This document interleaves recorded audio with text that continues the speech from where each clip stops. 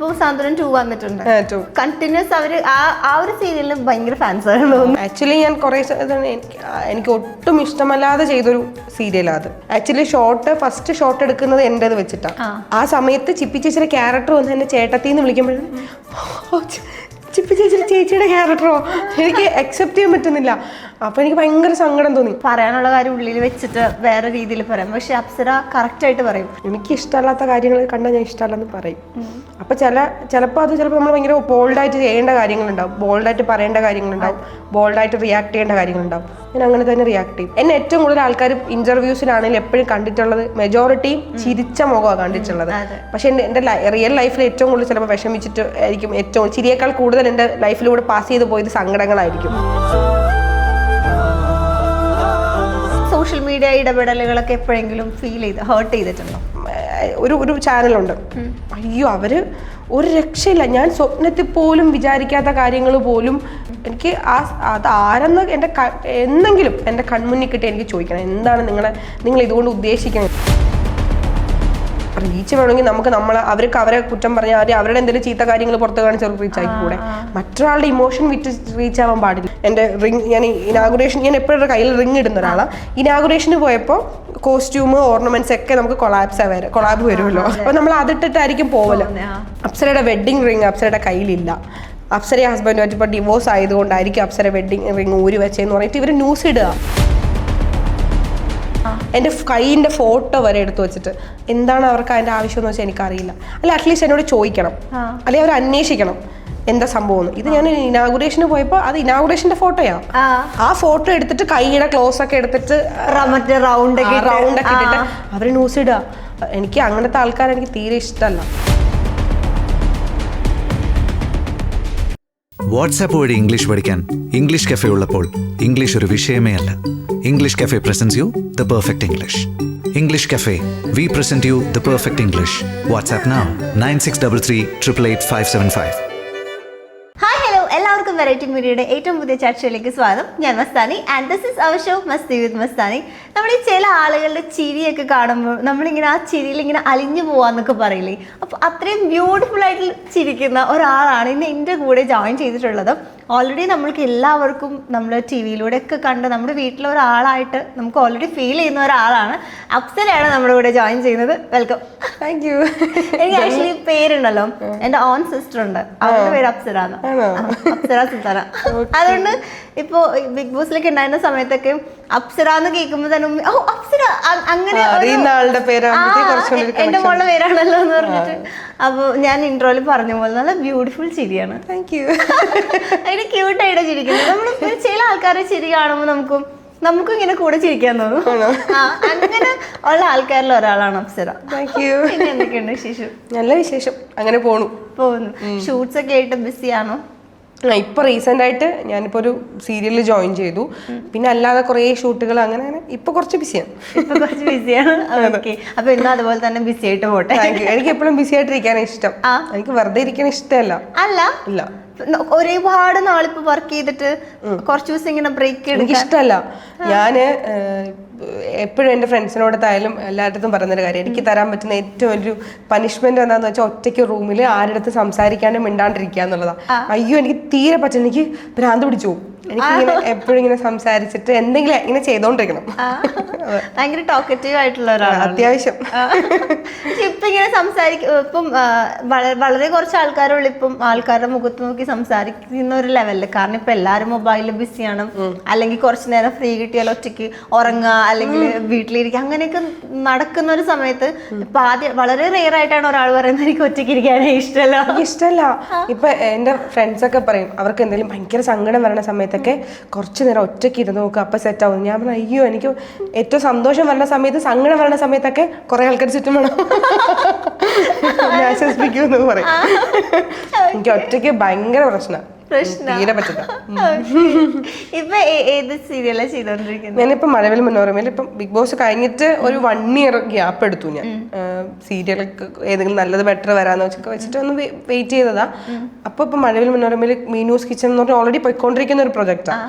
അതിലിപ്പം anti ഹീറോയിനായിട്ട് join ചെയ്തു. പക്ഷെ ഇത്ര നല്ല മുഖത്തോക്കിട്ട് എങ്ങനെ ഡയറക്ടേഴ്സ് നിങ്ങൾക്ക് ഒരു വില്ലനായിട്ടൊക്കെ കാസ്റ്റ് ചെയ്തു? അയ്യോ, എനിക്കും നെഗറ്റീവ്സ് എല്ലാരും പറയും നെഗറ്റീവ്. എനിക്ക് കുറേ ചെയ്തു. ഞാൻ ഇപ്പൊ സാന്ത്വനം ആണെങ്കിലും എനിക്കൊരു ബ്രേക്ക് കിട്ടിയത് സാന്ത്വനം ചെയ്തപ്പോഴാണ്. അതിലും വില്ലത്തിയായിരുന്നു. അപ്പൊ എനിക്കൊരു പോസിറ്റീവ് ക്യാരക്ടർ ചെയ്യണം, അല്ലെങ്കിൽ ഒരു പാവം മറ്റേ ഈ സെറ്റ് സാരി കൊടുത്ത അല്ലെങ്കിൽ ഒരു നാടൻ വേഷം ചെയ്യാനായിരുന്നു ആഗ്രഹം. പക്ഷെ എന്ത് ചെയ്യാൻ പറ്റും? എല്ലാരും അതെ എങ്ങനെയാ വിളിക്കുന്നത്? കാരണം വില്ലത്തി എന്ന് പറയുമ്പോൾ നമുക്ക് അവരുടെ ഫേസിൽ നോക്കി തന്നെ ഫീൽ ചെയ്യണം ഒരു വില്ലത്തിന്റെ ലുക്ക്. പക്ഷെ ഇത് ഭയങ്കര സ്വീറ്റ് ആയിട്ടുള്ള ഒരാളെ പിടിച്ചു. അതിപ്പോ എനിക്ക് തോന്നുന്നു നമ്മൾ സാധാരണ ഇപ്പം നെഗറ്റീവ് ക്യാരക്ടേഴ്സ് ചെയ്ത കുറച്ച് ആൾക്കാരുടെ കാറ്റഗറീസ് ഉണ്ട്, നായിക ചെയ്ത കുറെ ആൾക്കാരുടെ കാറ്റഗറി. സീരിയലിൽ അങ്ങനെ ഒരു കുഴപ്പമുണ്ട് കേട്ടോ. അപ്പൊ എന്ന് വെച്ചാൽ ഇപ്പം വില്ലത്തിമാരെ തപ്പുമ്പോഴേക്കും ഈ നെഗറ്റീവ് ചെയ്യുന്ന ആൾക്കാരുടെ ലിസ്റ്റ് നോക്കുമ്പോഴത്തേക്ക് ഇന്ന ആൾക്കാരുണ്ട്. അപ്പൊ ഇന്ന ആൾക്കാർ അപ്പൊ അവർ കുറെ ഓപ്ഷൻ കൊടുക്കും ചാനലില്. അപ്പം ചാനലിൽ അതിന് ഓക്കെ ആവുന്നത് അത് അവർ കാസ്റ്റ് ചെയ്യും. അപ്പം നമ്മൾ ഓൾറെഡി ഇങ്ങനെ മറ്റേ വില്ലത്തിമാരുടെ ലിസ്റ്റ് ആ ലിസ്റ്റിൽ പെട്ടുപോയി. പക്ഷെ എനിക്ക് അതിന് വേണ്ടിയിട്ട് ആക്ച്വലി ഞാൻ ഒരു വർഷം ബ്രേക്ക് എടുത്തത്. കാരണം വില്ലത്തി ഇനി ചെയ്യണ്ട, അവർ ഏതെങ്കിലും നല്ലൊരു മെയിൻ അല്ലാത്തൊരു ക്യാരക്ടർ ചെയ്യാന്ന് വെച്ചിട്ട് വെയിറ്റ് ചെയ്തതാ. പക്ഷെ എന്ത് ചെയ്യാൻ പറ്റും? പിന്നെ കൊറേ ആയി വീട്ടിൽ ഇരിക്കുമ്പോൾ ഭ്രാന്ത് പിടിക്കൂലേ, അങ്ങനെ ജോയിൻ ചെയ്തു. കുഴപ്പമില്ല. അപ്പൊ ആ ഒരു വർഷം എന്ത് ചെയ്യുമായിരുന്നു? വെറുതെ ഇരിക്കും? വെറുതെ ഇരിക്കലല്ല, ലൈക് ഷൂട്ടില്ലെന്നേ ഉള്ളൂ. പിന്നെ യാത്രകൾ ചെയ്തു. പിന്നെ അല്ലാതെ കുറച്ച് ഈ ഇനാഗുറേഷൻ അല്ലാതെ ആഡിന്റെ ഷൂട്ടുകൾ അങ്ങനെ ഉണ്ടായിരുന്നു. ഞാൻ ഈ സീരിയല് സിനിമ അങ്ങനെ ഒന്നും ഇല്ലാതെ റെഗുലർ ആയിട്ടൊരു ഷൂട്ടിന്റെ ഭാഗമാവാതെ ഇരിക്കുമായിരുന്നു. പിന്നെ ഭയങ്കര ബുദ്ധിമുട്ടായപ്പോ സീരിയലിൽ ജോയിൻ ചെയ്തു. ഇത് നമ്മളിങ്ങനെ കണ്ടിന്യൂസ് ഇങ്ങനെ ആക്ടിങ് ചെയ്തുകൊണ്ടിരിക്കുന്ന ആൾക്കാർക്ക് പെട്ടെന്ന് ബ്രേക്ക് എടുക്കുന്ന സമയത്ത് ഒരു ചില ആൾക്കാർ മനഃപൂർവ്വം ഈ പറഞ്ഞ പോലെ ഒന്ന് ഫ്രീ ആവണം. ഇത്രയും ദിവസം ഇരുന്നിട്ട് ഞാനിപ്പോൾ ലൊക്കേഷനിൽ പോകുമ്പോൾ തന്നെ അവിടെ എൻ്റെ അസിസ്റ്റന്റ് ഡയറക്ടേഴ്സിൻ്റെ അടുത്തൊക്കെ അവർക്ക് പ്രാന്താവും. കാരണം എപ്പോഴും ചോദിക്കും എനിക്ക് ഷോർട്ടായില്ലേ. കാരണം എനിക്ക് അവിടെ പോയാൽ തന്നെ റെഡിയായ ഫുൾ ഇങ്ങനെ വർക്ക് ചെയ്തുകൊണ്ടിരിക്കണം, ഫുൾ ടൈം അഭിനയിക്കണം. എനിക്ക് ബ്രേക്ക് എടുത്ത് വെറുതെ ഇരിക്കുന്ന ഇഷ്ടമല്ല. എനിക്ക് ഇങ്ങനെ എപ്പോഴും ഇങ്ങനെ വർക്ക് ചെയ്തുകൊണ്ടിരിക്കണം. ഇപ്പൊ എത്ര ഇയേഴ്സ് ആയിട്ട് ഇൻഡസ്ട്രിയിലുണ്ട്? 11 ഇയേഴ്സ് ആയിട്ടുണ്ട്. ചെറിയൊരു കാര്യമല്ല. 11 വർഷം സ്റ്റിൽ ലൈം ലൈറ്റിൽ ഞാൻ അതാ പറയാവുന്നത്. ലൈക്ക് ഞാൻ ഏഷ്യാനെറ്റിലെ അമ്മ എന്ന് പറഞ്ഞ സീരിയലിലൂടെ ആദ്യമായിട്ട് വരുന്നത് മെർലാൻഡിന്റെ പ്രൊജക്റ്റാണ്. അപ്പോൾ ആക്ച്വലി ഏറ്റവും വലിയൊരു ഭാഗ്യം എന്ന് പറയുമ്പോൾ അത്രയും നല്ലൊരു പ്രൊഡക്ഷൻ കമ്പനിയിൽ അത്രയും നല്ലൊരു പ്രൊജക്റ്റ് ഏഷ്യാനെറ്റ് എന്ന് പറയുന്ന ചാനൽ നല്ലൊരു പ്രൊഡക്ഷനിൽ നല്ലൊരു ക്യാരക്ടർ ചെയ്യാൻ പറ്റി. അതായിരുന്നു സ്റ്റാർട്ടിങ്. അതിനുശേഷം ദൈവം സഹായിച്ച് ഈ 11 വർഷവും എനിക്കെന്താ ഒരു ഇല്ലാണ്ട് വീട്ടിലിരിക്കേണ്ടി വന്നിട്ടില്ല. 11 വർഷവും വർക്ക് ചെയ്തു. അപ്പൊ അതൊരു ഒരുപാട് വർക്കുകൾ ചെയ്തു. എനിക്കിഷ്ടമാണ്, അഭിനയിക്കാൻ ഭയങ്കര ഇഷ്ടമാണ്. അപ്പൊ ഞാൻ ചോദിക്കട്ടെ, ഇപ്പം നമ്മൾ ഏതെങ്കിലും ഒരു പോയിന്റിലായിരിക്കുമല്ലോ നമുക്ക് മനസ്സിലാവുന്നത് എനിക്ക് ആക്ടിങ് ആണ് സെറ്റ് ആവുന്നതെന്ന്. അത് ചില ആൾക്കാർ പറയുന്നത് കേട്ടിട്ടുണ്ട്, ചെറുതിലെ അവർ നന്നായിട്ട് ആക്ട് ചെയ്യും, അപ്പൊ അവരുടെ പേരൻസ് അത് നോട്ടീസ് ചെയ്തിട്ട് കുട്ടികൾ എന്നാ പിന്നെ ആ വഴി പൊക്കോട്ടെ എന്നൊക്കെ പറഞ്ഞു എന്നൊക്കെ ചില ഇന്റർവ്യൂസിലൊക്കെ പറഞ്ഞിട്ടുണ്ട്. അപ്പൊ എങ്ങനെയാണ് അപ്സരയുടെ ആരാദ്യം റിയലൈസ് ചെയ്ത് അല്ലെങ്കിൽ സ്വയം തോന്നിയോ? സ്വയമല്ല, ഞാനിപ്പോ കുറേ ഇന്റർവ്യൂസിലും എവിടെ പോലും അത് ഏതൊക്കെ വന്നിട്ടുണ്ടെന്നൊന്നും എനിക്കറിയത്തില്ല. ആക്ച്വലി ഞാൻ എവിടെ പോലും പറയാം എൻ്റെ ടീച്ചേഴ്സാണ്. എൻ്റെ പാരൻസിനേക്കാൾ കൂടുതൽ ഈ കാര്യത്തിൽ ഞാൻ എപ്പോഴും പറയാം ടീച്ചേഴ്സാണ്. ദീപ എന്ന് ഞാൻ 3rd സ്റ്റാൻഡേർഡ് പഠിക്കുമ്പോഴാണ് ഫസ്റ്റ് ഒരു പെർഫോം ചെയ്യുന്നത് സ്റ്റേജിൽ. അന്നൊന്നും എനിക്കിതിൻ്റെ കാര്യങ്ങളൊന്നും അറിയത്തില്ല. പിന്നെ 6th-ലോ 7th-ലോ എന്തോ പഠിക്കുന്ന സമയത്ത് ആദ്യമായിട്ട് ഡ്രാമ ടീച്ചേഴ്സ് പഠിപ്പിച്ചിട്ട് ഇതാക്കി. അപ്പം ആക്ട് ചെയ്യാനുള്ള സ്കില്ലുണ്ടെന്ന് ടീച്ചറിന് മനസ്സിലായിട്ട് അന്നേരം പഠിപ്പിച്ച ദീപ എന്ന് പറഞ്ഞൊരു ടീച്ചറുണ്ട്. ദീപ ടീച്ചർ, അനൂപ് എന്ന് പറഞ്ഞൊരു സാറുണ്ട്. ഇവർ രണ്ടുപേരും എന്നെ മോണാക്ട് ഒരു സാറിനെ കൊണ്ട് എഴുതിപ്പിച്ച് പഠിപ്പിച്ച് മോണാക്ട് ചെയ്യിപ്പിച്ചു. അത് നന്നായിട്ട് ചെയ്ത് എനിക്ക് സ്കൂളിലൊക്കെ ഇത് കിട്ടിയപ്പോൾ കഥാപ്രസംഗം പഠിപ്പിച്ചു. പിന്നെ ഡാൻസ് കളിക്കാൻ എനിക്ക് ഭയങ്കര ഇഷ്ടമാണ്. അങ്ങനെ ടീച്ചേഴ്സ് തന്നെയാണ് ഇനിഷ്യേറ്റീവ് എടുത്തിട്ട് ഞാൻ മറ്റേ ബിഗ് ബോസിലൊക്കെ പോയപ്പോൾ പറഞ്ഞിട്ടുണ്ടായിരുന്നു എൻ്റെ ഇതിൽ എൻ്റെ അമ്മയേക്കാൾ കൂടുതൽ എൻ്റെ ഫാദറിനേക്കാൾ കൂടുതൽ ഞാൻ പെർഫോം ചെയ്യുന്നത് കണ്ടിട്ടുള്ളതും കൈയടിച്ചിട്ടുള്ളതും എൻ്റെ ടീച്ചേഴ്സാണ്. ലൈക്ക് എന്നെ ഏറ്റവും കൂടുതൽ ഞാനൊരു കലാകാരിയാണെന്ന് കണ്ടെത്തിയതും എൻ്റെ ടീച്ചേഴ്സാണ്. എന്നെ ഏറ്റവും കൂടുതൽ ഞാൻ ഒരുപാട് സമയം പിന്നെ സ്കൂളിലൊക്കെ പഠിക്കുന്ന സമയത്ത് ഒരു ആവറേജ് സ്റ്റുഡൻറ്റാണ്. പക്ഷേ ടീച്ചേഴ്സിൻ്റെ ഒക്കെ പെറ്റായിരുന്നു. ലൈക്ക് ഇങ്ങനത്തെ കാര്യങ്ങൾ ഞാൻ ഭയങ്കര ആക്റ്റീവായിരുന്നു. ഇപ്പോൾ കലോത്സവം വന്നാലും അല്ലാതെയാണെങ്കിലും ഇങ്ങനത്തെ കാര്യങ്ങൾ ഭയങ്കര ആക്റ്റീവാണ്. ടീച്ചേഴ്സിനൊക്കെ ഭയങ്കര ഇഷ്ടമായിരുന്നു. അപ്പോൾ എന്നെ കുറേ സ്ഥലങ്ങളിൽ ഇങ്ങനെ മത്സരത്തിന് കോമ്പറ്റീഷനൊക്കെ കൊണ്ടുപോകും. ടീച്ചേഴ്സിന് ഭയങ്കര ഇഷ്ടമായിരുന്നു. അപ്പോൾ അതുകൊണ്ട് അന്ന് മുതൽ ടീച്ചേഴ്സാണ് അത് കണ്ടുപിടിച്ചത്. അപ്പോൾ തോന്നിയൊരു ആഗ്രഹമാണ് ആക്ട് ചെയ്യണം. അപ്പം ഞാൻ അന്ന് പഠിക്കുമ്പോഴേ എൻ്റെ ഫ്രണ്ട്സിനോടും ടീച്ചേഴ്സിനോടൊക്കെ ചോദിച്ചാൽ പറയും ഞാൻ എന്താവണമെന്ന് പറഞ്ഞാൽ ഉറപ്പായിട്ടും ആക്ട്രസ് ആവണം എന്ന് തന്നെ. എനിക്ക് അത് വേറല്ലാണ്ട് വേറെ ഒരു സംഭവമില്ല, ഒരു ഓപ്ഷൻ ഇല്ല. പിന്നെ ദൈവം സഹായിച്ച ഒരു +2 പഠിക്കുന്ന സമയത്താണ് ആദ്യമായിട്ട് ഒരു 16 വയസ്സുള്ള സമയത്താണ് സീരിയലിലേക്ക് വരുന്നത്. അതിനുശേഷം പിന്നെ അതെ. പക്ഷെ അത് ശരിക്കും ഒരു ദൈവാനുഗ്രഹമാണ്. ഇത്രയും വ്യൂവേഴ്സ് നിൽക്കുക, ഇത്രയും നല്ല നല്ല ക്യാരക്ടേഴ്സ്. എനിക്കൊന്നും എന്റെയൊക്കെ വീട്ടില് സാന്ത്വനം ഫാൻസ് ആണ്. കറക്റ്റ് ആ സമയമാകുമ്പോ ടിവിയില് ഇപ്പൊ സാന്ത്വനം 2 വന്നിട്ടുണ്ട്. കണ്ടിന്യൂസ് അവര് ആ ഒരു സീരിയലിന് ഭയങ്കര ഫാൻസ് ആണ് തോന്നുന്നു. സാന്ത്വനം അതെ. അല്ല, ഫസ്റ്റ് സാന്ത്വനം ആദ്യത്തെ സീരിയലുമായിട്ട് രണ്ടാമത്തെ സീരിയലിന് ഒരു ബന്ധമില്ല. അതൊരു പേര് മാത്രമേ ഉള്ളൂ. പക്ഷെ ആദ്യത്തെ സാന്ത്വനം എന്ന് പറഞ്ഞാൽ ആക്ച്വലി ഞാൻ കുറേ എനിക്ക് ഒട്ടും ഇഷ്ടമല്ലാതെ ചെയ്തൊരു സീരിയലാണ് അത്. ജോയിൻ ചെയ്തതാ എന്ന് വെച്ചാൽ ഏഷ്യാനെറ്റിലാണ് പ്രൊഡക്ഷൻ കമ്പനി കണ്ടിട്ട് മാത്രം പോയി ചെയ്തത്. എൻ്റെ ക്യാരക്ടർ പോലും ഞാൻ ചോദിച്ചിട്ടുണ്ടായിരുന്നില്ല. ഏതാ കമ്പനിയും ചോദിച്ചപ്പോൾ എൻ്റെ പാവം, ഞാൻ ഇപ്പോഴും പറയും, എൻ്റെ പ്രൊഡക്ഷൻ കൺട്രോൾ സജിയേട്ടനെ ഞാൻ എത്രയോ എനിക്ക് തോന്നുന്നില്ല ഒരു ആർട്ടിസ്റ്റിനെ ഇങ്ങനെ തെറി കേട്ടിട്ടുണ്ട്. അത്രമാത്രം ഉടക്കിയിട്ടുണ്ട്. തെറി മീൻസ് വഴക്കിട്ടിട്ടുണ്ട്. എന്ന് വെച്ചാൽ ഞാൻ സജിച്ചേട്ടൻ എന്നെ ക്യാരക്ടർ, ഞാൻ ഇതിനു മുമ്പും ഒരുപാട് വർക്ക് ചെയ്തിട്ടുണ്ട് സജിയേട്ടനോട്. സജിയേട്ടൻ എന്നെ വിളിക്കുമ്പോഴത്തേക്കും ഞാൻ പ്രൊഡക്ഷൻ ചോദിച്ചപ്പോൾ രജപുത്ര, വേറെ ഒന്നും നോക്കിയില്ല. ഈ ചാനൽ ഏഷ്യാനെട്ട് ബില്ലെത്തി ക്യാരക്ടർ, നായികയുടെ ഓപ്പോസിറ്റാ പറഞ്ഞു, ചിപ്പി ചേച്ചിയുടെ ഓപ്പോസിറ്റ് ക്യാരക്ടർ. പിന്നെ വേറെ ഒന്നും നമ്മൾ ചിന്തിക്കില്ലല്ലോ. ഞാൻ ജോയിൻ ചെയ്തു. ആക്ച്വലി ഫസ്റ്റ് ഷോട്ട് എടുക്കുന്നത് എൻ്റെത് വെച്ചിട്ടാ, സീരിയലിന്റെ സ്റ്റാർട്ടിങ്. ആ സമയത്ത് ചിപ്പി ചേച്ചിയുടെ ക്യാരക്ടർ വന്ന് എന്നെ ചേട്ടത്തിന്ന് വിളിക്കുമ്പോഴും ചിപ്പി ചേച്ചിയുടെ ക്യാരക്ടറോ എനിക്ക് അക്സെപ്റ്റ് ചെയ്യാൻ പറ്റുന്നില്ല. അപ്പൊ എനിക്ക് ഭയങ്കര സങ്കടം തോന്നി. ചിപ്പി ചേച്ചി ഞാൻ തമ്മിൽ നല്ല ഏജ് ഡിഫറൻസ് ഉണ്ട്. അപ്പൊ ചിപ്പി ചേച്ചിന്റെ ക്യാരക്ടർ എന്ന് പറയുമ്പോൾ 40-47 വയസ്സുള്ള എനിക്ക് പറ്റില്ല എന്നൊക്കെ പറഞ്ഞ് വഴക്കുണ്ടാക്കി സൈച്ചാട്ടൻ്റെ അടുത്ത് എനിക്ക് സൈച്ചാട്ടൻ നിങ്ങൾ ചീറ്റ് ചെയ്തെയാണ്, ഞാൻ ചെയ്യില്ല എന്നൊക്കെ പറഞ്ഞ് ലാസ്റ്റ് വീട്ടിൽ വിളിച്ച് കരച്ചില്ല. എനിക്ക് എനിക്ക് ഇതൊന്ന് ക്വിറ്റ് ചെയ്യാൻ പറ്റുന്നില്ല.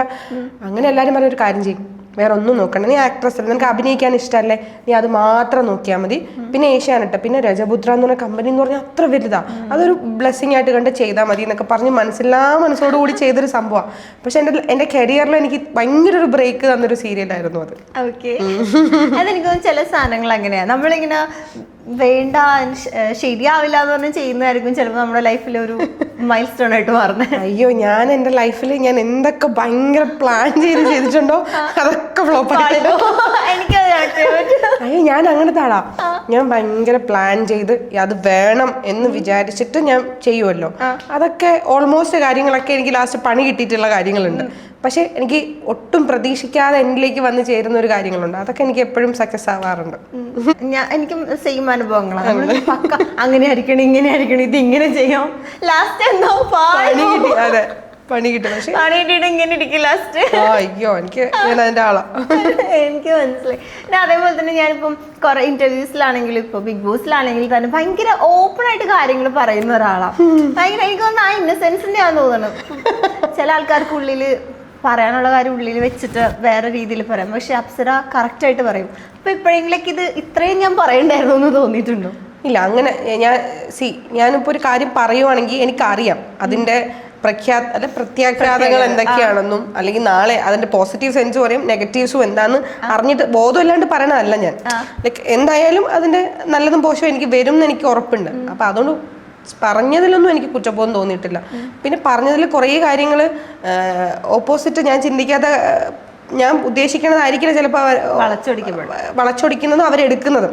ഇപ്പം എനിക്ക് പറയുന്നതിൽ മാത്രമല്ല എനിക്ക് റെസ്പോൺസിബിലിറ്റി എടുക്കാൻ പറ്റൂ. ഇപ്പം മസ്താനി ഞാനിപ്പോൾ മസ്താനിയോട് പറയുന്നുണ്ട്, മസ്താനി അത് ഏത് രീതിയിൽ എടുക്കുമെന്ന് എനിക്കൊന്നും പറയാൻ പറ്റില്ലല്ലോ, മസ്താനിയുടെ കാഴ്ചപ്പാടിൽ അത് എടുക്കുള്ളൂ. പക്ഷെ ഞാൻ പറയുന്ന കാര്യങ്ങൾ എനിക്ക് അപ്പോഴാണ് ബുദ്ധിമുട്ട് വരിക. എനിക്കിങ്ങനെ എന്തെങ്കിലും വിഷമാണെങ്കിലും സങ്കടമാണെങ്കിലും, പക്ഷെ അത് കുറച്ച് നെഗറ്റീവ്സും ആയിട്ടുണ്ട് എനിക്ക്. മീൻസ് ഈ ഇന്നത്തെ കാലത്ത് ഞാൻ മനസ്സിലാക്കിയൊരു കാര്യം, ആൾക്കാർക്ക് ഇങ്ങനെ ഭയങ്കര സോപ്പിട്ട് ഇങ്ങനെ അങ്ങനത്തെ ആൾക്കാരെയാ കൂടുതൽ ഇഷ്ടം. ഇങ്ങനെ ഓപ്പൺ ആയിട്ട് പറയുന്ന ആൾക്കാരെ ഇഷ്ടം. ഇപ്പം മസ്താനി ഒരു ഡ്രസ്സ് ഇട്ട് വെച്ചോ, അല്ലെങ്കിൽ ഒരു ഒരുങ്ങി വരുമ്പോൾ കൊള്ളാവോ എന്ന് ചോദിക്കുമ്പോൾ എനിക്ക് ഇഷ്ടപ്പെട്ടില്ല വെച്ചോ, അത് രസമല്ല, ഇതിൽ മസ്താനിക്ക് വേറെ ആയിരിക്കും ഭംഗി, ഞാൻ ഇത് രസമല്ല വേറെയാണെന്ന് പറയുമ്പോഴത്തേക്കും ഞാൻ ഇന്നസെന്റ് ആയിട്ട് പറയുന്നതാ. പക്ഷെ നേരെ മറിച്ച് ഈ മസ്താനി ഭയങ്കര രസമുണ്ട്, അടിപൊളി എന്ന് പറയുമ്പോൾ മസ്താനി സന്തോഷിക്കണം അത് കേൾക്കുമ്പോഴാ. പക്ഷെ അതായിരിക്കില്ല സത്യം. അപ്പൊ ഇപ്പോഴത്തെ കാലത്ത് നമ്മൾ കുറച്ചൊക്കെ അഭിനയിച്ച് നിൽക്കണമെന്ന് എനിക്ക് എന്റെ എക്സ്പീരിയൻസിന്റെ ഓർത്ത് മനസ്സിലായി. പക്ഷെ ഞാൻ പറയും അതെനിക്ക്, ഇല്ലെങ്കിൽ എനിക്ക് ഭയങ്കര ഒരു സഫക്കേഷൻ വരും. അത് നല്ലതായാലും മോശമായാലും എനിക്ക് ഇഷ്ടമല്ലെങ്കിൽ, പക്ഷെ പറയുന്ന രീതിയിൽ ആദ്യമൊക്കെ ആണെങ്കിൽ ഞാൻ അങ്ങനെ തന്നെ മുഖത്ത് നോക്കി പറയുമായിരുന്നു. പക്ഷെ ഇപ്പൊ കുറച്ചും കൂടി ഒന്നും ഭംഗിയല്ല, ഒന്ന് സോഫ്റ്റ് ആയിട്ട് പറയാൻ പഠിച്ചു. കാരണം അല്ലാതെ ഈ ലോകത്ത് ജീവിക്കാൻ പറ്റൂല. പഠിക്കാൻ ലൈക്ക് എന്തൊരു എക്സ്പീരിയൻസ് ആയിരിക്കുമല്ലോ നമ്മളിപ്പോ നമ്മുടെ തോട്ട് പ്രോസസ് ഒക്കെ മാറ്റുന്നത്. അങ്ങനെ എന്തെങ്കിലും? ഇല്ലടാ, ഇപ്പൊ അതാ ഞാൻ പറയുന്നത്, നമ്മള് ഒരാളടുത്തുള്ള ഇഷ്ടം കൊണ്ടോ ആത്മാർത്ഥത കൊണ്ടൊക്കെ നമ്മൾ പറഞ്ഞു പോണതാ, ആ ഒരു ഫ്രീഡം കൊണ്ടൊക്കെ പറഞ്ഞു പോണതാ. പക്ഷെ അവർ അതേ സെൻസിൽ എടുക്കാതെ ചിലപ്പോൾ നമ്മൾ ഭയങ്കര ഇഷ്ടം വന്നിട്ട് അവരോട് പറയുന്നതായിരിക്കും, പക്ഷെ നമ്മൾ പറയുന്ന രീതിയിലേ ആയിരിക്കില്ല അവരെടുക്കുന്നത്. അപ്പോൾ നമ്മൾ വിചാരിക്കും പിന്നെ വേണ്ട, എന്നാലും നമുക്കൊരു കുറ്റബോധം തോന്നും, അയ്യോ അത് പറയായിരുന്നില്ല, അല്ലെ അവർ അങ്ങനെ പറഞ്ഞെങ്കിൽ ചിലപ്പോൾ ചില കാര്യങ്ങൾ നമ്മൾ വിചാരിക്കും അല്ലേ ഇനി പറയാതെ അവർ മനസ്സിലാക്കാത്തതാണോ, നമ്മൾ പറഞ്ഞാൽ ചിലപ്പോൾ അത് ഓക്കെ ആയാലോ എന്ന് വിചാരിച്ചിട്ടൊക്കെ ആയിരിക്കും ഞാൻ പറയുന്നത്. അങ്ങനെ കുറേ ഇൻസിഡന്റ് ഉണ്ടായിട്ടുണ്ട്. ചിലപ്പോൾ ഞാൻ പറയുന്ന രീതിയിലേ ആയിരിക്കില്ല എടുക്കുന്നത്, അല്ലെങ്കിൽ പറയുന്ന രീതിയിലായിരിക്കില്ല പിന്നെ അത് വേറെ അവരുടെ ചെവിയിൽ എത്തുമ്പോൾ കേക്ക് അവർക്ക് മനസ്സിലാവണത്. അപ്പം ഞാൻ വിചാരിച്ചു പറഞ്ഞില്ലെങ്കിൽ ഈ പറഞ്ഞ പോലെ എനിക്ക് എന്തോ ഒരു ബുദ്ധിമുട്ട് വരും മനസ്സിൽ. പക്ഷെ പറയുന്നത് കുറച്ചും കൂടി അവർക്കും കൂടെ ഓക്കെ ആക്കുന്ന രീതിയിൽ, അവർക്ക് അതാണ് ഇഷ്ടമെങ്കിൽ എന്ന് വെച്ചിട്ട് പറയാണ്ട കാര്യങ്ങൾ കള്ളത്തരൊന്നും പറയത്തില്ല കേട്ടോ, പറയും. പക്ഷെ പറയുന്നതിൽ കുറച്ചൊക്കെ ഭയങ്കരമായിട്ട് ഇങ്ങനെ ഓപ്പൺ ആയിട്ട് പറയാണ്ട് ഇത് കുഴപ്പമില്ല മറ്റേ നല്ലത്, മറ്റേ അയ്യോ ഇത് കൊള്ളത്തില്ല കേട്ടോ എന്ന് തന്നെ പറയുമായിരുന്നു, ഇത് കുഴപ്പമില്ല പക്ഷെ മറ്റേതായിരുന്നു അതിലേക്ക് ചേഞ്ച് ആയി. ഇവ എങ്ങനെ അപ്സര എന്ന് പറഞ്ഞ ക്യാരക്ടർ ഭയങ്കര ബോൾഡ് ആയിട്ടുള്ള ഒരാളാണോ ശരിക്കും? കാരണം ഞാനിപ്പോ നമ്മള് ഇപ്പൊ ബിഗ് ബോസിൽ തന്നെയാന്ന് വെച്ചാൽ നമ്മളിപ്പോ നിങ്ങളൊക്കെ സീരിയൽസിൽ നിങ്ങൾ ആക്ട് ചെയ്യുന്ന ക്യാരക്ടേഴ്സാണ് കാണുന്നത്. പക്ഷെ അവിടെന്ന് വെച്ചാൽ കുറച്ച് കഴിയുമ്പോഴേക്കും നിങ്ങളൊക്കെ റിയൽ ആൾക്കാരോ. അപ്പൊ ചില സമയത്തൊക്കെ ഞാൻ ആ ഷോയ്ക്ക് നന്നായിട്ട് കണ്ടിട്ടുണ്ട്. ചില സമയത്തൊക്കെ ഭയങ്കര ബോൾഡ് ആയിട്ടുള്ള ഒരാള്, പക്ഷെ ചില സമയത്തൊക്കെ ഭയങ്കര പാവം, ഭയങ്കര. ഇപ്പൊ ഞാൻ ശരിക്കും ബോൾഡ് ആണോ പുള്ളിക്കാരി, അല്ലെങ്കിൽ ബോൾഡ് ആകേണ്ടി വന്ന ഒരാളാണോ എന്നൊക്കെ എനിക്ക് ഇടയ്ക്ക് തോന്നാറുണ്ട്. ആക്ച്വലി ഞാൻ ഭയങ്കര ചില സമയത്ത് ആട്ടുംകുട്ടീനെ ഉണ്ടല്ലോ, ചില സമയത്ത് ആട്ടുംകുട്ടിക്ക് സിംഹക്കുട്ടി ആവേണ്ടി വരും, ആ ഒരാളെ പോലെ എനിക്ക് ഇടയ്ക്ക് തോന്നാറുണ്ട്. എന്താ അറിയോ, എനിക്ക് ഞാൻ എപ്പോഴും എല്ലാവരും പറയും എനിക്ക് ഭയങ്കര ഒരു എൻ്റെ ഫ്രണ്ട്സ് നീ തള്ള വൈബാന്ന് പറയും. അങ്ങനെയല്ല എന്ന് വെച്ചാൽ ഞാൻ ഈ പ്രായത്തേക്കാൾ കൂടുതൽ ഭയങ്കര മെച്യൂരിറ്റി കാണിക്കുന്ന ഒരാളാണ്. പക്ഷെ ഈ പറഞ്ഞ പോലെ അത് ഉണ്ടായതാ, ഞാനായിട്ട് ജനിച്ചപ്പോഴേ അങ്ങനെ വന്നൊരാളല്ല, എൻ്റെ ജീവിത സാഹചര്യങ്ങൾ കൊണ്ട് ഞാൻ അങ്ങനെ ആയിപ്പോയതാ. എന്ന് വെച്ചാൽ ചില സ്ഥലത്ത് ബോൾഡായി നിൽക്കേണ്ട ഒരു സിറ്റുവേഷനിൽ എനിക്ക് അവിടെ അയ്യോ ഈ നേരത്തെ പറഞ്ഞ പോലെ അയ്യോ പറയണ്ട ചിലപ്പോൾ പറയാണ്ടിരുന്ന അങ്ങനെയൊന്നും ഞാൻ ചിന്തിക്കൂല. എനിക്ക് ഇഷ്ടമല്ലാത്ത കാര്യങ്ങൾ കണ്ടാൽ ഞാൻ ഇഷ്ടമല്ലെന്ന് പറയും. അപ്പം ചിലപ്പോൾ നമ്മൾ ഭയങ്കര ബോൾഡായിട്ട് ചെയ്യേണ്ട കാര്യങ്ങളുണ്ടാവും, ബോൾഡായിട്ട് പറയേണ്ട കാര്യങ്ങളുണ്ടാവും, ബോൾഡായിട്ട് റിയാക്ട് ചെയ്യേണ്ട കാര്യങ്ങളുണ്ടാവും. ഞാൻ അങ്ങനെ തന്നെ റിയാക്ട് ചെയ്യും. പക്ഷെ ഞാൻ സത്യസന്ധമായി പറഞ്ഞ് എൻ്റെ ഞാൻ എപ്പോഴെങ്കിലും ഒരു ഭയങ്കര ഓവർ ചളി അടിക്കുന്നെങ്കിൽ അല്ല അടിക്കുന്നുണ്ടെങ്കിൽ ഇൻ കേസ് പറയുന്നുണ്ടെങ്കിൽ അല്ലെങ്കിൽ ഭയങ്കരമായിട്ട് ഫ്രീ ആയിട്ട് ഞാൻ നിൽക്കുന്നുണ്ടെങ്കിൽ എൻ്റെ ഏറ്റവും ഒരു കംഫർട്ട് സോണിൽ മാത്രമേ ഞാൻ നിൽക്കുള്ളൂ. അല്ലാതെ ഇപ്പൊ വേറെ എനിക്ക് ഞാനുമായിട്ട് അത്ര ഒരു സൗഹൃദം ഇല്ലാത്ത അല്ല അത്ര ഒരു അറ്റാച്ച്മെന്റ് ഇല്ലാത്ത ആരോട് ചോദിച്ചാലും പറയും അവർ ഭയങ്കര ജാടയാ, അവർ ഭയങ്കര അഹങ്കാരിയാ, ആ ഒരു അങ്ങനെ വരുള്ളൂ. പക്ഷെ എനിക്ക് ഏറ്റവും കംഫർട്ടായിട്ടുള്ള ആൾക്കാരുടെ അടുത്ത് ഞാൻ ഏറ്റവും പൊട്ടത്തരം എന്ന് വെച്ചാൽ ഞാൻ ആക്ച്വലി പ്രായത്തിനനുസരിച്ചുള്ള പക്വത ഇല്ലാത്ത ഒരാളാണ് ഞാൻ. എനിക്ക് ഭയങ്കര തമാശ പറയുക, കുട്ടിത്തരം കാണിക്കുക, എനിക്ക് അതൊക്കെ ഭയങ്കര ഇഷ്ടമുള്ള ഒരാളാണ്. അത് ചെയ്യുന്ന ഒരാളാണ് ഞാൻ. ഈ കുസൃതിയൊക്കെ അതൊക്കെ എനിക്ക് ഭയങ്കര ഇഷ്ടമുള്ള ആളാണ്. പക്ഷെ അത് എനിക്ക് അത്രയും കംഫർട്ടുള്ള ആൾക്കാരുടെ അടുത്ത് മാത്രമേ കാണിക്കൂ. ഇൻ കേസ് നമ്മളത് പറയുമ്പോൾ അവർ അതേ സെൻസിൽ എടുത്തില്ലെങ്കിൽ അല്ലെ നമ്മൾ കാണിക്കുന്നവർക്ക് ഇഷ്ടപ്പെട്ടില്ലെങ്കിൽ ഞാനും ചിലപ്പോൾ ഇതാവും. അപ്പോൾ പിന്നെ അതിനേക്കാളും നമുക്ക് ഏറ്റവും കംഫർട്ടായിട്ടുള്ള ആൾക്കാരുടെ അടുത്ത് ചെയ്യുമ്പോൾ അതുകൊണ്ട് ആർക്കും ആ ഒരു ഫേസ് ഇതുവരെ കണ്ടിട്ടില്ല. കൂടുതലും കണ്ടിട്ടുള്ള മറ്റേ തള്ളവൈബ് സ്ട്രോങ് ആയിട്ട് കാര്യങ്ങളൊക്കെ മുഖത്തൊക്കെ പറയുന്നവരാണ്. പക്ഷെ എനിക്ക് തോന്നുന്നു മിക്ക ആൾക്കാരും അങ്ങനെയാണ്, നമ്മളൊരു കംഫർട്ട് സോണിലായിരിക്കും നമ്മളായിട്ട് നിൽക്കുന്നത്. അല്ല എനിക്കും അത് ഇഷ്ടമാണ്. കാരണം എന്താ പറയുക, ഞാൻ ആരുടെ പേര് പറയുന്നില്ല, ഒരു ഫ്രണ്ട് ഉണ്ട്, ഞങ്ങളുടെ എല്ലാവരുടെയും ഒരു കോമൺ ഫ്രണ്ട് ഉണ്ട്. ആ ആള് എല്ലാവരുടെ അടുത്തും വഴക്കാം. അയാൾക്ക് ഇഷ്ടമല്ലാത്തൊരു കാര്യം വന്ന് പറഞ്ഞാൽ എല്ലാവരോടും ചീത്ത പറയുക, വഴക്ക് പറയുക, പിണങ്ങിയിരിക്കുക, ബ്ലോക്ക് ചെയ്യുക, അങ്ങനത്തെ ഒരു പേഴ്സൺ ഉണ്ട് ഞങ്ങളുടെ എല്ലാവരുടെ ഒരു കോമൺ ഫ്രണ്ട്. പക്ഷെ ഇതുവരെ അയാൾ എന്നോട് മാത്രം ഒന്ന് ചേച്ചീനെ വിളിക്കുക, എന്നോട് ഭയങ്കര റെസ്പെക്റ്റോടെ സംസാരിക്കുക, അങ്ങനെ ഒരു ഫ്രണ്ട് ഉണ്ട്. അപ്പം എല്ലാവരും ചോദിക്കും നിന്റെ അടുത്ത് മാത്രം എന്താന്ന്. പക്ഷെ എനിക്കത് ഭയങ്കര ഇഷ്ടമാണ്. ഞാനത് എന്നെ റെസ്പെക്റ്റോടെ നിൽക്കുന്നത് ഞാൻ എൻജോയ് ചെയ്യുന്ന ഒരാളാണ്.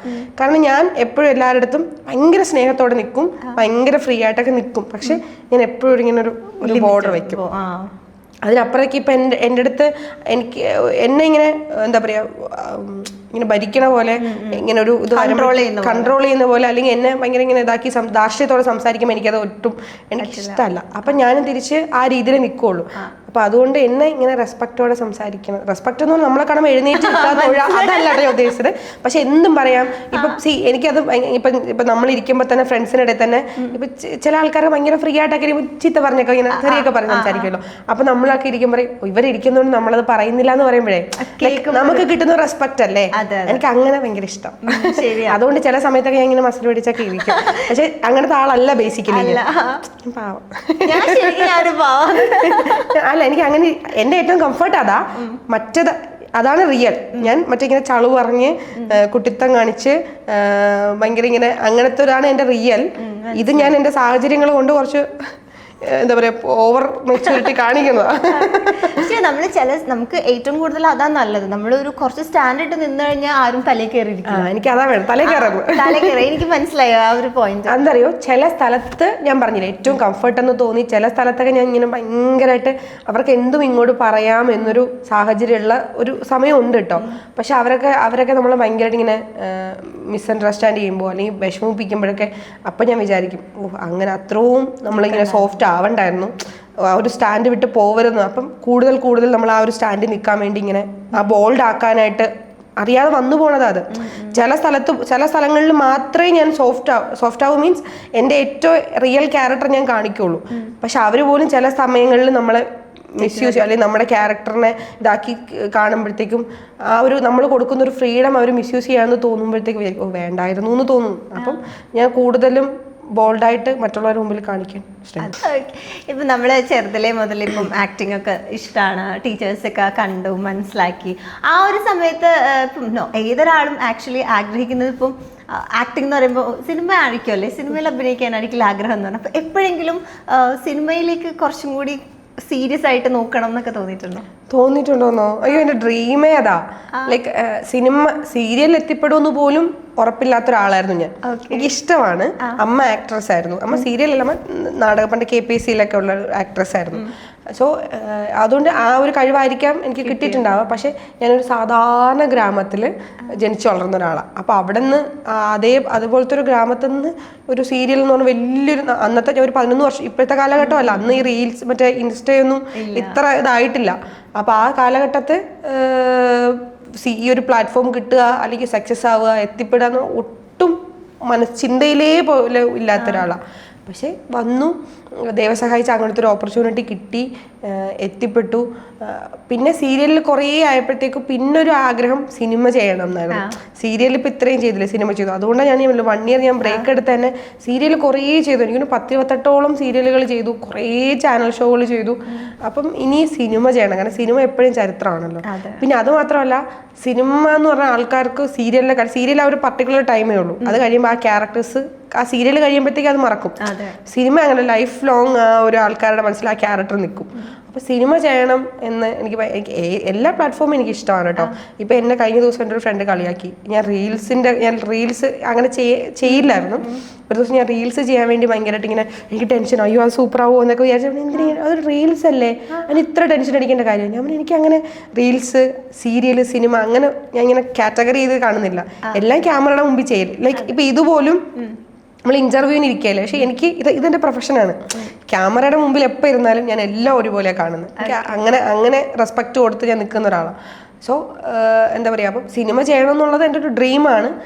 ദൈവം സഹായിച്ച അങ്ങനെ ഒരു സ്ഥലത്തേക്ക് എത്തിപ്പെടാൻ ഞാൻ ഒന്നും ട്രൈ ചെയ്തിട്ടില്ല കേട്ടോ. അതെൻ്റെ ഒരു ഡ്രോബാക്കാണ്.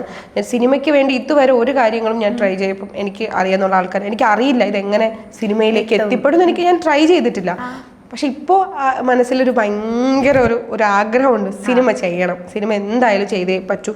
കാരണം കുറേ ആൾക്കാർ ഇപ്പം എനിക്ക് അങ്ങനെ ഇപ്പം എന്നോട് പാട്ട് പാടാൻ പറഞ്ഞു എന്ന് വെച്ചോ, ഒരിക്കലും ഞാൻ ആ വഴിക്ക് ഞാൻ പോകും. കാരണം എനിക്ക് പാട്ട് ഭയങ്കര കേൾക്കുന്ന ഒരാളാണ്, ആസ്വദിക്കുന്ന ഒരാളാണ്, ഇഷ്ടമുള്ള ഒരാളാണ്. പക്ഷെ ഞാൻ ഒരിക്കലും പാട്ട് പാടില്ല. അപ്പം ഇനി തലകുത്തി നിന്ന് എനിക്കൊരു 1 കോടി രൂപ തരാമെന്ന് പറഞ്ഞാൽ പോലും ഞാൻ ആ വഴിക്ക് പോകില്ല. പക്ഷേ ഇതെനിക്ക് ടാലൻ്റ് ഉണ്ടെന്ന് എനിക്കറിയാം. എനിക്ക് ആ ടാലൻറ്റിൽ എനിക്ക് വിശ്വാസമുണ്ട്. അപ്പോൾ അഭിനയിക്കാനുള്ള കഴിവുണ്ട്. പിന്നെ സിനിമയെ സംബന്ധിച്ചിടത്തോളം സിനിമയിൽ ഒരിക്കലും ഭയങ്കര ഇതേപോലെ സ്ട്രക്ചർ വരണം അങ്ങനെയൊന്നും ഭയങ്കര കമ്പല ഇല്ലെന്ന് തോന്നുന്നു. സോ അപ്പോൾ എനിക്ക് സിനിമ ചെയ്യാനുള്ളൊരു ടാലൻ്റ് ഉണ്ട്. പിന്നെ ഞാനും കൂടി ട്രൈ ചെയ്താൽ ചിലപ്പോൾ കിട്ടിയിട്ട് ഞാൻ ട്രൈ ചെയ്യാത്തതുകൊണ്ട് കിട്ടാത്തതാണെന്നൊരു വേണ്ട. അപ്പോൾ ഇപ്പോൾ കുറച്ചും കൂടെ ഒന്ന് സീരിയസ് ആയിട്ടുണ്ട്. നോക്കാം, ഇനി കുറച്ച് വർഷം കഴിയുമ്പോൾ മസ്താനിക്ക് ചിലപ്പോൾ എൻ്റെ സിനിമയിൽ വന്ന് നല്ലൊരു ക്യാരക്ടറായിട്ട് കിട്ടട്ടെ. നമ്മളെല്ലാരും എപ്പോഴും ഓർത്തിരിക്കുന്ന ക്യാരക്ടേഴ്സ് കിട്ടുക എന്ന് പറയുന്നത് ഭയങ്കര ഭാഗ്യമാണ്.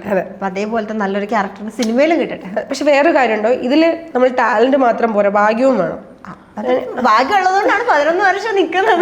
ഭാഗ്യം കൂടി ഉണ്ട് കുറച്ച്. അപ്പൊ എന്തായാലും കിട്ടും, നമ്മള് ട്രൈ ചെയ്താലേ കിട്ടത്തുള്ളൂ. അതെ, അപ്പൊ കിട്ടട്ടെ. മുട്ടുവിൻ തുറക്കപ്പെടുന്നല്ലേ, അപ്സര മുട്ടണം, എന്തായാലും തുറക്കണം. ഞാൻ എന്തായാലും മുട്ടാൻ തീരുമാനിച്ചു. തുറക്കുമെന്ന് ഭഗവാൻ അറിയാം. തുറക്കട്ടെ. നമ്മൾ ഒരുപാട് ഭയങ്കരമായിട്ട് ഒരു സാധനം ആഗ്രഹിച്ച് അതിന് വളരെ സത്യസന്ധമായിട്ട് എഫേർട്ട് ഇട്ട് കഴിഞ്ഞാൽ അത് ഉറപ്പായിട്ട് നടക്കും. മാറ്റമില്ലാത്ത കാര്യം. അതേപോലെ തന്നെ നടക്കട്ടെ. നമ്മളിപ്പോ കുറെ ചിരിച്ചിരിക്കുന്ന അപ്സരനെ കണ്ടു, ബോൾഡ് ആയിട്ടുള്ള അപ്സരനെ കണ്ടു.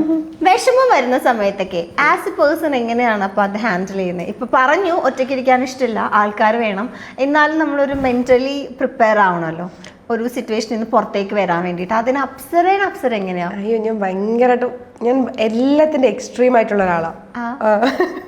സന്തോഷം വന്നാ ഹൈ, അതാണ് എക്സ്ട്രീം. എന്റെ ഇമോഷൻ എന്താണെന്ന് ചോദിച്ചാൽ ഞാൻ പറയും എല്ലാത്തിന്റെ എക്സ്ട്രീം ആണ് ഞാൻ. ഇപ്പം എനിക്കൊരു ഇഷ്ടം വന്നു എന്ന് വെച്ചോ, അതിന്റെ എനിക്ക് പ്രാന്താണ്, എക്സ്ട്രീം ആയി പോകും. ദേഷ്യം വന്നാലും എക്സ്ട്രീം ആണ്, എനിക്ക് കൺട്രോൾ ചെയ്യാൻ കുറച്ച് ബുദ്ധിമുട്ടാണ്. ദേഷ്യം ഞാൻ അങ്ങനെ ദേഷ്യം വരില്ല, പക്ഷെ വന്ന അത് ഞാൻ എന്റെ മാക്സിമം റിയാക്ട് ചെയ്ത് എനിക്ക് തൃപ്തി വരുന്നവരെ ഞാൻ റിയാക്ട് ചെയ്യും. അങ്ങനെ സൈക്കോയാണ് ഞാൻ. പിന്നെ ഇനി സ്നേഹം വന്നാൽ എനിക്ക് അങ്ങനോ സ്നേഹം വരും. സത്യം ഞാൻ ഇങ്ങനെ വെക്കും, എനിക്ക് ഇങ്ങനെ വരണം, അതാ എൻ്റെ സ്നേഹം. ഞാൻ ഇങ്ങനെ ബുദ്ധിമുട്ടിക്കും അവരെ, സ്നേഹിച്ച് കൊല്ലും എന്നൊക്കെ പറയില്ല, അങ്ങനത്തെ ഒരു സൈക്കോയാ. അപ്പൊ എല്ലാത്തിന്റെ എക്സ്ട്രീമാണ്. അതുപോലെ തന്നെ വിഷമം വന്നാൽ എനിക്ക് ചെറിയ കാര്യങ്ങൾ മതി, പെട്ടെന്ന് സങ്കടം വരും. പെട്ടെന്ന് സങ്കടം വരുന്ന ഒരാളാണ്. സങ്കടം വന്നാൽ എനിക്ക് പെട്ടെന്ന് അത് മാറാനും ബുദ്ധിമുട്ടാണ്. കരയും ഞാൻ, കരഞ്ഞ് തന്നെ എനിക്ക് തീർക്കണം. പക്ഷെ എൻ്റെ ഒരു അതെൻ്റെ ഒരു ഗുണമായിട്ടാണ്, നല്ല പോസിറ്റീവ് സെൻസിലാണ് ഞാൻ കാണുന്നത്. കാരണം എനിക്ക് എൻ്റെ ഇപ്പം എല്ലാവരും എവിടെ പോയാലും പറയുന്നൊരു കാര്യമാണ് അപ്സരയുടെ ചിരി നല്ലയാ. എന്നെ ഏറ്റവും കൂടുതൽ ആൾക്കാർ ഇന്റർവ്യൂസിലാണെങ്കിലും എപ്പോഴും കണ്ടിട്ടുള്ളത് മെജോറിറ്റിയും ചിരിച്ച മുഖമാണ് കണ്ടിട്ടുള്ളത്. പക്ഷെ എൻ്റെ റിയൽ ലൈഫിൽ ഏറ്റവും കൂടുതൽ ചിലപ്പോൾ വിഷമിച്ചിട്ട് ആയിരിക്കും, ഏറ്റവും ചിരിയേക്കാൾ കൂടുതൽ എൻ്റെ ലൈഫിലൂടെ പാസ് ചെയ്ത് പോയത് സങ്കടങ്ങളായിരിക്കും. പക്ഷെ എനിക്കത് ആൾക്കാരെ കാണിക്കാൻ ഇഷ്ടമല്ല.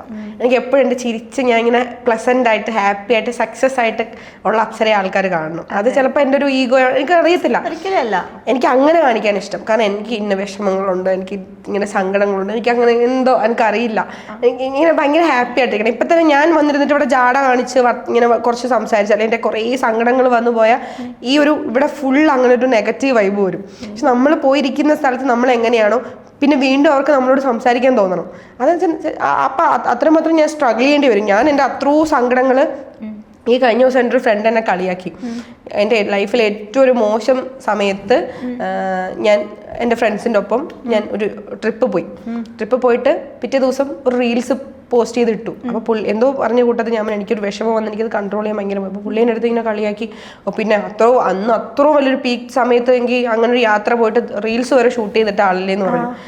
പക്ഷേ ഞാൻ അപ്പം അനുഭവിച്ച ഒരു മെൻ്റൽ സ്ട്രെസ് എന്താണെന്ന് വെച്ചാൽ എനിക്ക് എക്സ്പ്ലെയിൻ ചെയ്യാൻ പോലും പറ്റില്ല. കാരണം എനിക്കത് ഓവർകം ചെയ്യാൻ പറ്റാത്ത ഒരാളാണ്. കാരണം എനിക്കൊരു സങ്കടം വന്നാൽ എനിക്കത് ഫസ്റ്റ് ഓഫ് ഓൾ എനിക്ക് ആൾക്കാരെ കാണിക്കുന്നത് ഇഷ്ടമല്ല, എനിക്ക് വിഷമമുണ്ടെന്ന്. രണ്ടാമത് എനിക്ക് കരയണം, എനിക്ക് എൻ്റെ സങ്കടം വന്ന് കരയണം.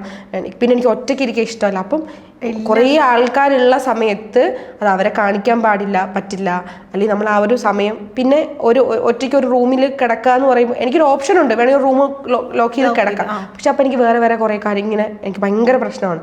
അപ്പം ഞാൻ വിചാരിച്ചു എൻഗേജ്ഡ് ആവാം. പക്ഷെ എൻഗേജ്ഡ് ആവാൻ ഞാൻ ട്രൈ ചെയ്യുന്നതുകൊണ്ട് എനിക്ക് പറ്റുന്നില്ല. ഞാൻ ട്രൈ ചെയ്യുന്നുണ്ട്. അപ്പോൾ അതിന് മാത്രം ഞാൻ മെൻ്റലി ഇങ്ങനെ സ്ട്രഗിൾ ചെയ്തുകൊണ്ടിരിക്കും. അപ്പം ഒട്ടും എനിക്ക് എൻ്റെ വിഷമങ്ങൾ കൺട്രോൾ ചെയ്യാൻ പറ്റാത്ത, ഓവർകം ചെയ്യാൻ പറ്റാത്ത ഒരാളാണ്. പക്ഷെ ഞാൻ മാക്സിമം ട്രൈ ചെയ്ത് ഞാൻ വീണു പോകും. പക്ഷെ അവിടെ കിടന്നു പോകില്ല, എഴുന്നേക്കും. ഞാൻ പെട്ടെന്ന് വീണു പോകുന്ന ഒരാളാണ്. ഒരു സങ്കടം വന്നാൽ പെട്ടെന്ന് തന്നെ എഫക്ട് ചെയ്ത് ഏറ്റവും ഡൗൺ ആയിട്ട് പോയിട്ട് ഏറ്റവും ഡൗണിൽ ഞാൻ പോവും. പക്ഷെ അങ്ങനെ വീണു പോകില്ല, എഴുന്നേറ്റ് വരും. ഇപ്പൊ ഒരു സെലിബ്രിറ്റി ആയിട്ട് നിൽക്കുന്ന സമയത്തെ ഇപ്പം സോഷ്യൽ മീഡിയയിൽ നിൽക്കുന്നുണ്ട്. ഇപ്പോൾ ഈ പറഞ്ഞ പോലെ ഇത്രയും വലിയൊരു ഷോ കഴിഞ്ഞിറങ്ങിയ ആളാണ്, ഇത്രയും ഇയേഴ്സ് ആയിട്ട് സീരിയൽസ് ചെയ്യുന്ന ഒരാളാണ്, ഒരു സെലിബ്രിറ്റിയാണ്, പുറത്തിറങ്ങിക്കഴിഞ്ഞ ആൾക്കാർ തിരിച്ചറിയുന്ന ഒരു മുഖമാണ്. അപ്പോൾ ഇങ്ങനൊരു ലൈം ലൈറ്റ് നിൽക്കുന്ന ആൾക്കാർ എന്ത് ചെയ്യുന്നു ഏത് ചെയ്യുന്നെന്ന് അറിയാൻ ഭയങ്കര ക്യൂരിയോസിറ്റിയാണ് ആൾക്കാർക്ക്. അപ്പം ഇങ്ങനെ ഈ സോഷ്യൽ മീഡിയ ഇടപെടലുകളൊക്കെ എപ്പോഴെങ്കിലും ഹേർട്ട് ചെയ്തിട്ടുണ്ടോ? അയ്യോ, ഏറ്റവും കൂടുതൽ എനിക്ക് തോന്നുന്നു ദേഷ്യമൊക്കെ തോന്നുന്നു. അയ്യോ, ദേഷ്യത്തെ കൂടുതൽ ഞാൻ എനിക്ക് വിഷമമാണ് പെട്ടെന്ന് വരുന്നത്. എനിക്ക് വിഷമം വന്നതിൻ്റെ അടുത്ത ലെവലാണ് ദേഷ്യം. അപ്പോൾ എനിക്ക് ഒരുപാട് വിഷമം വന്നിട്ടുണ്ട്. ഞാൻ എപ്പോഴും ഇപ്പം എല്ലാം ഞാൻ മീഡിയാസിലും ഇൻ്റർവ്യൂസിനൊക്കെ പോകുമ്പോൾ ഞാൻ അവരോട് ചോദിക്കലുണ്ട്. ഇപ്പം എനിക്ക് നേരെ വരുന്ന ക്യാമറയെ ഞാൻ റെസ്പെക്ട് ചെയ്യുന്ന ഒരാളാണ്. അതൊരു മൊബൈൽ ക്യാമറ ആണെങ്കിൽ പോലും എനിക്ക് ഒരു ആർട്ടിസ്റ്റ് എന്ന രീതിയിലോട്ടോ, ഞാൻ മറ്റേ അല്ലാത്തതല്ല പറയണേ, ഒരു ആർട്ടിസ്റ്റ് എന്ന രീതിയിൽ എന്താണ് നിങ്ങൾക്ക് പറയാനുള്ളത് ചോദിച്ചാൽ, അല്ലെങ്കിൽ എൻ്റെ ഇത് ഷൂട്ട് ചെയ്യാൻ വേണ്ടി വന്ന് ഞാൻ റെസ്പെക്ട് ചെയ്യുന്ന ഒരാളാണ്. പക്ഷേ ഞാൻ അങ്ങനെ ആ റെസ്പെക്റ്റ് ഞാൻ അവരോട് എപ്പോഴും സന്തോഷത്തോടെ പെരുമാറാറുള്ളൂ.